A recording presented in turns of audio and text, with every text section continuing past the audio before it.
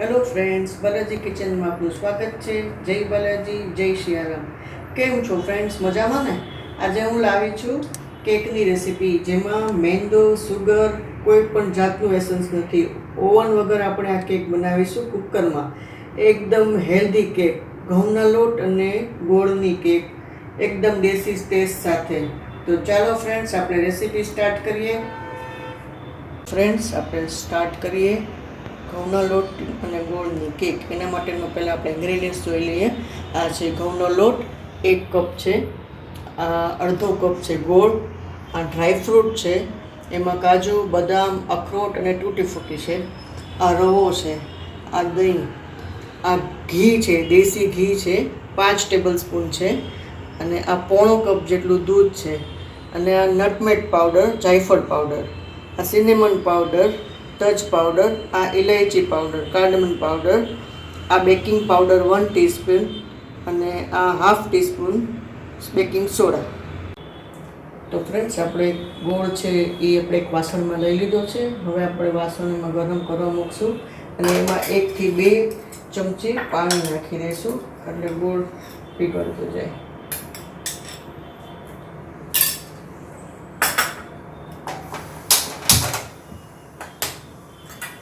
હવે આપણે ગોળને એકદમ ઉગાળી લેવાનો છે.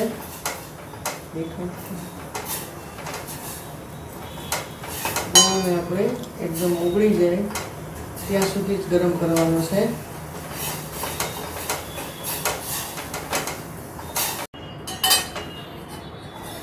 તો ફ્રેન્ડ્સ, આપણો ગોળ હવે એકદમ પીગળી ગયો છે.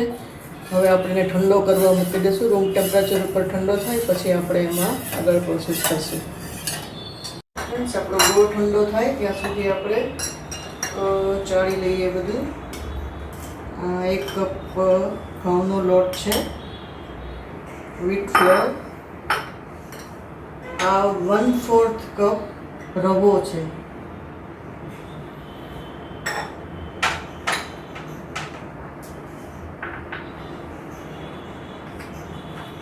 આ 1 ટીસ્પૂન બેકિંગ પાવડર છે, હાફ ટીસ્પૂન બેકિંગ સોડા છે. હવે આપણે બધું એને ચાળી લઈશું ગરણીથી.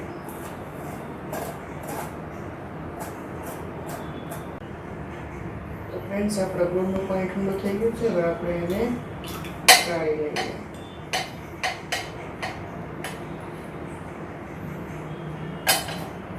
હવે પહેલાં આપણે કુકરમાં આપણે કેક બનાવીશું.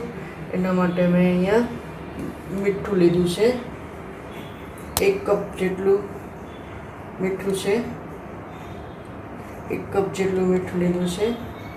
હવે આપણે એમાં સ્ટેન્ડ રાખશું અને 10 મિનિટ એને પ્રીહીટ થવા માટે રાખી દઈશું, એકદમ સ્લો ગેસ ઉપર.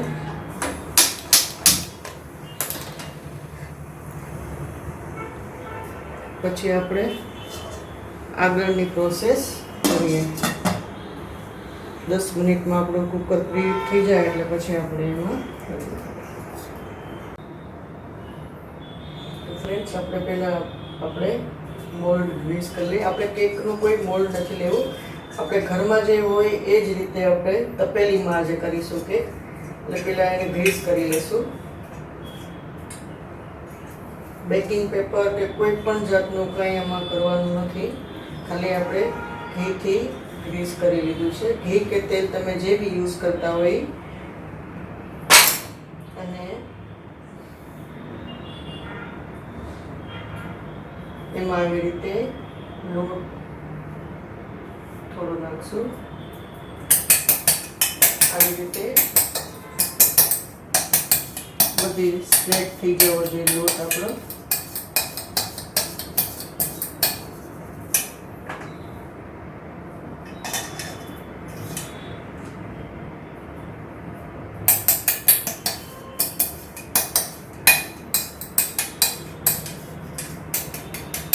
એક્સ્ટ્રા હોય એ નીકાળી લઈશું.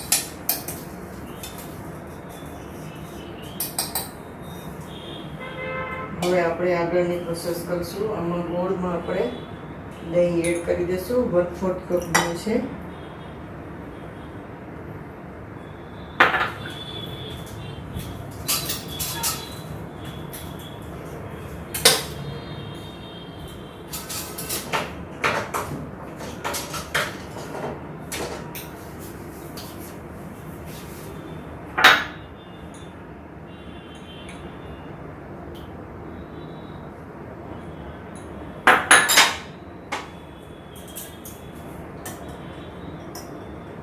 હવે 3 થી 4 મિનિટ સુધી આપણે એને સતત મથશું, વિસ્કરથી વિસ્ક કરશું.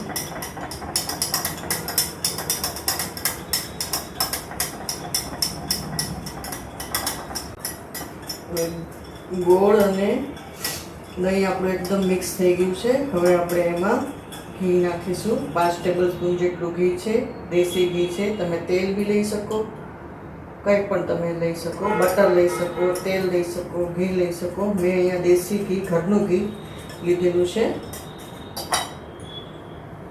હવે આપણે એને બરાબર મિક્સ કરી લઈશું.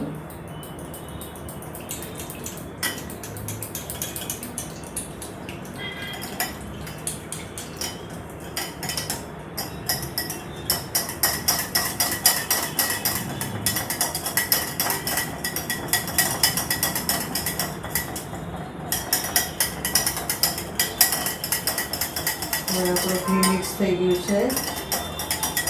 હવે આપણે એમાં થોડો થોડો લોટ એડ કરીશું.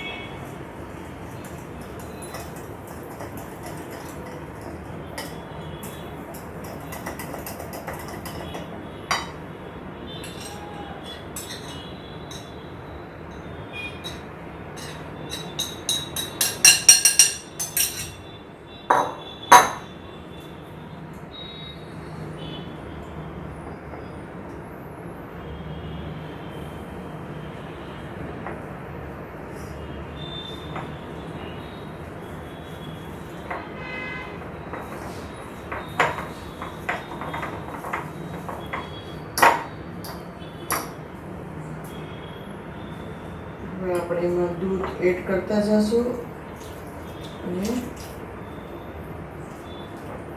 મિક્સ કરતા જઈશું.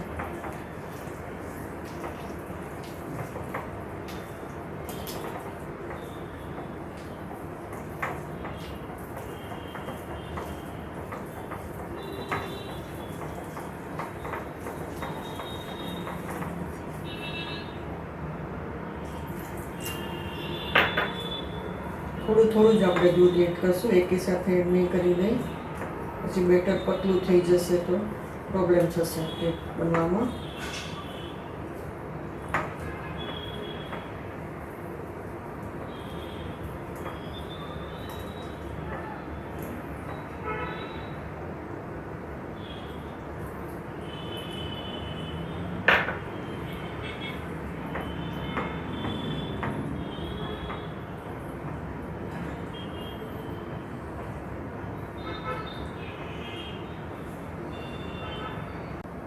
હવે એમાં ટચ પાવડર આપણે એડ કરી દઈશું, સિનેમન પાવડર, કાર્ડેમન પાવડર, નટમેગ પાવડર. આપણે આમાં કોઈ જાતનું એસન્સ નાખવાની જરૂર નથી. એકદમ દેશી ટેસ્ટ સાથે આ કેક તૈયાર થશે, એકદમ દેશી ટેસ્ટ.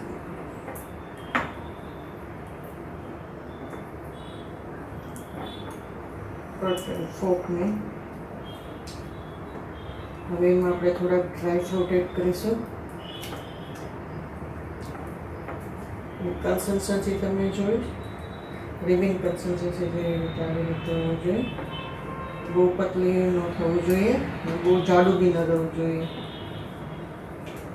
થોડાક આપણે એમાં નાખીશું અને બાકીના ગાર્નિશ કરશું ઉપરથી.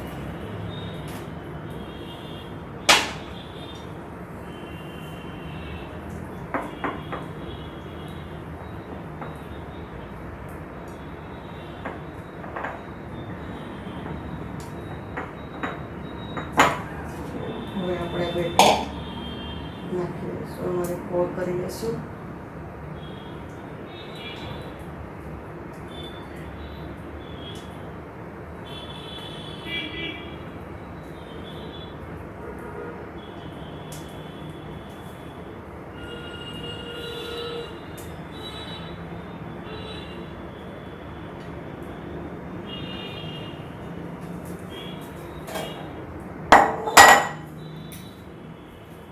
હવે આપણે ટેપ કરી લઈશું.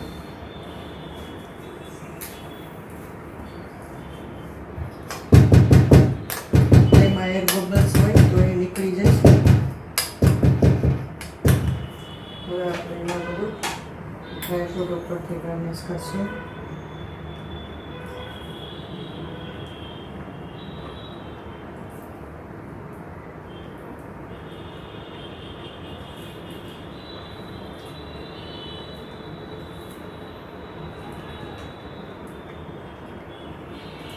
ડ્રાયફ્રૂટમાં આપણે બદામ, કાજુ, અખરોટ અને તૂટી ફૂટી લીધેલી છે.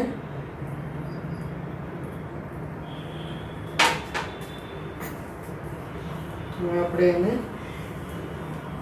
બેક કરવા મૂકીશું.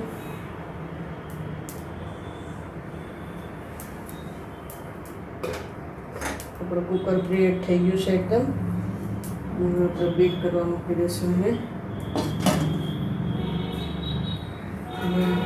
થોડીક એકદમ સ્લો નહીં પણ થોડીક ફાસ્ટ એવી આપણે ગેસની ફ્લેમ રાખશું અને એને 45 મિનિટ સુધી પહેલાં ચેક થવા દેશું. પછી આપણે એને ચેક કરશું. 40 થી 45 મિનિટ થઈ જાય પછી આપણે એને ચેક કરીશું.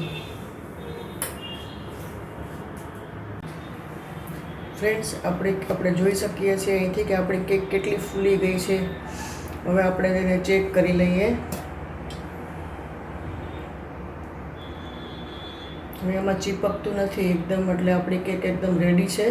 અને એને અડધો કલાક આપણે ઠંડી થવા દઈશું. ઠંડી કરતી વખતે એને ઢાંકીને રાખશું આપણે, એટલે એનું ઉપરનું મોઇસ્ચર જળવાઈ રહે અને કેક ડ્રાય ન થઈ જાય આપણી કેક. ફ્રેન્ડ્સ, આપણી કેક હવે ઠંડી થઈ ગઈ છે. હવે આપણે એને ડિમોલ્ડ કરી લઈએ. પહેલાં આપણે એને નાઇફથી કટ આવી રીતે કરી લઈશું. અને હવે આપણે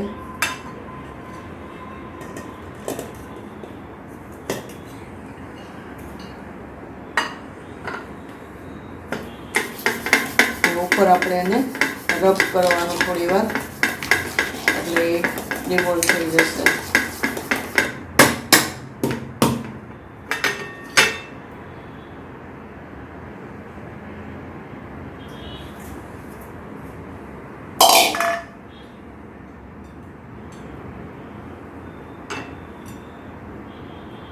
આપણી કેક એકદમ રેડી છે.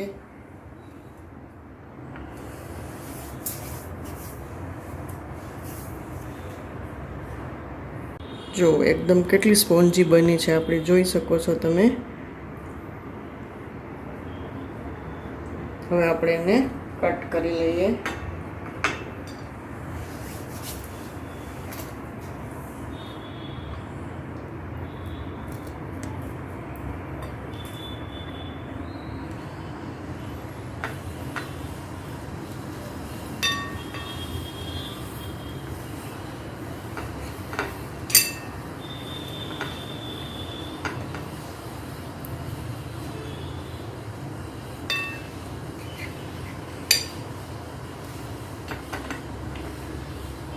જો કેટલી જાળીદાર સ્પોન્જી.